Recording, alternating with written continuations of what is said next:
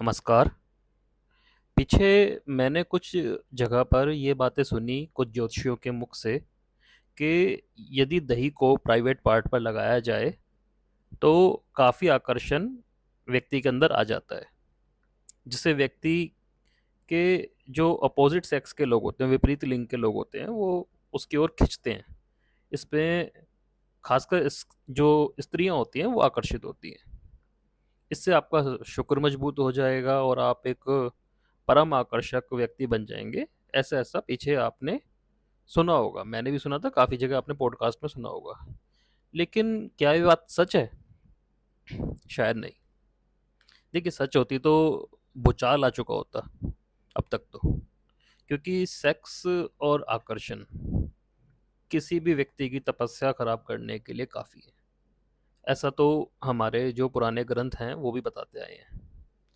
लेकिन यहाँ दो बातें जाननी जरूरी है जो लोगों को इस उपाय की तरफ आकर्षित करती हैं। पहली बात तो, एक तो आपने देखा होगा शिवलिंग पर विशेष पूजाओं में दही से स्नान कराया जाता है।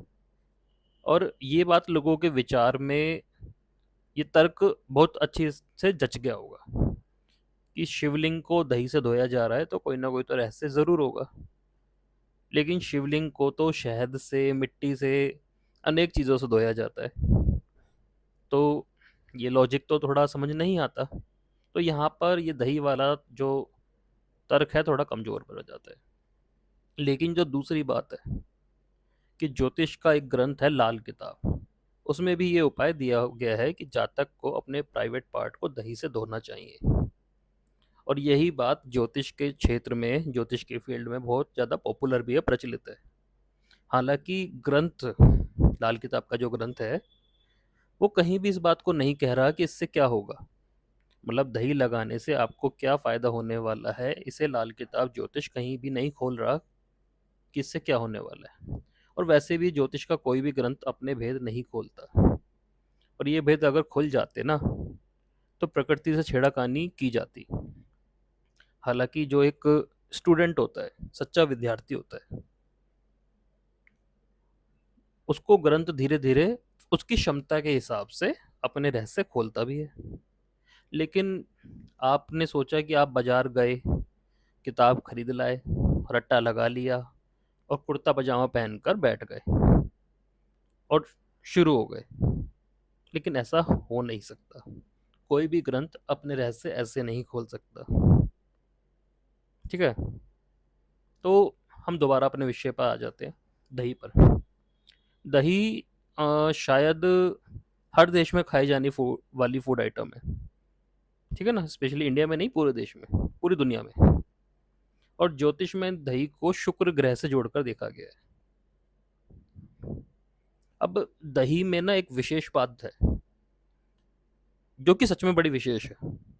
दही में जो बैक्टीरिया बनता है, वही बैक्टीरिया स्त्री योनि में भी बनता है। यानी फीमेल के वजाइनल पार्ट में भी सेम बैक्टीरिया बनता है। और इस बैक्टीरिया का नाम है लैक्टोबैसिलस। ठीक है? लैक्टोबैसिलस। ये दोनों चीज़ों में पाया जाता है।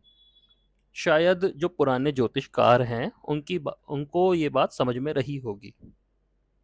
लेकिन दही में ये होने से इस बात से कोई फर्क नहीं पड़ता कि ये आकर्षण का कारण बन जाएगी।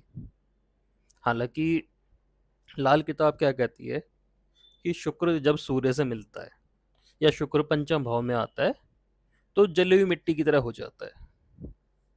जिसका एक मतलब ये है कि जो प्राइवेट पार्ट है उसकी गर्मी बढ़ेगी और नुकसान का कारण बनेगी। ठीक है? नुकसान कई तरह के हो सकते हैं, लेकिन उन नुकसानों में से एक नुकसान ये होगा कि वजाइनल इन्फेक्शन या प्रोस्टेट इन्फेक्शन हो सकता है, प्राइवेट पार्ट का इन्फेक्शन हो सकता है। ठीक है? और कुछ मेडिकल रिसर्च भी ये बात मानती है कि प्राइवेट पार्ट का इन्फेक्शन होने पर दही से साफ करना फायदा दे सकता है। ठीक है? मेडिकल रिसर्च ये बात मानती है। लेकिन फिर भी बात पूरी नहीं होती, क्योंकि अब लाल किताब जो है वो 1940 से 1950 के बीच बीच में लिखी गई है। ठीक है? और उस समय पर जो दही बनाने का तरीका होता था वो जली हुई मिट्टी से ही होता था। जली हुई मिट्टी का मतलब जो मिट्टी का कुंड होता था, वो मिट्टी को जला के ही बनता था, उसका इस्तेमाल किया जाता था। और आज के समय में दही बनाने की जो विधि है वो अलग है, और हर तरफ बहुत अलग अलग विधियां हैं, एक ही विधि नहीं है। यही बात मेडिकल भी मानता है कि हर दही के अंदर वही बैक्टीरिया नहीं बन रहा जो कि स्त्री योनि में बनता है। ठीक है ना, यहाँ बात में फर्क आ जाता है। तो यहाँ पे ज्योतिष का जो सूत्र है कारगर तो है, इसमें कोई दो राय नहीं है, और हर मापदंड पर सही है। लेकिन चक्कर क्या है, कुछ लोग जांचे परखे बिना उसे उठा लाते हैं, और उनकी वजह से पूरे ज्योतिष का मजाक भी उड़ता है। ठीक है ना, यानी ज्योतिष का कोई भी सूत्र अपने आप में कारगर है। मैं अंत में एक बात दोबारा बोलूंगा कि ज्योतिष अपने भेद कहीं नहीं खोलता, कभी भी नहीं खोलेगा। और ज्योतिष का शिष्य भी ज्योतिष के भेद की गरिमा बनाए रखेगा, वो भी नहीं खोलेगा अगर वो कोई बात को जान गया तो। ठीक है, तो इस बात को हमेशा ध्यान रखें कि सूत्र कारगर है, लेकिन उसके और भी तरीके हैं, उसकी और भी लाग है जिससे वो कामयाब होता है।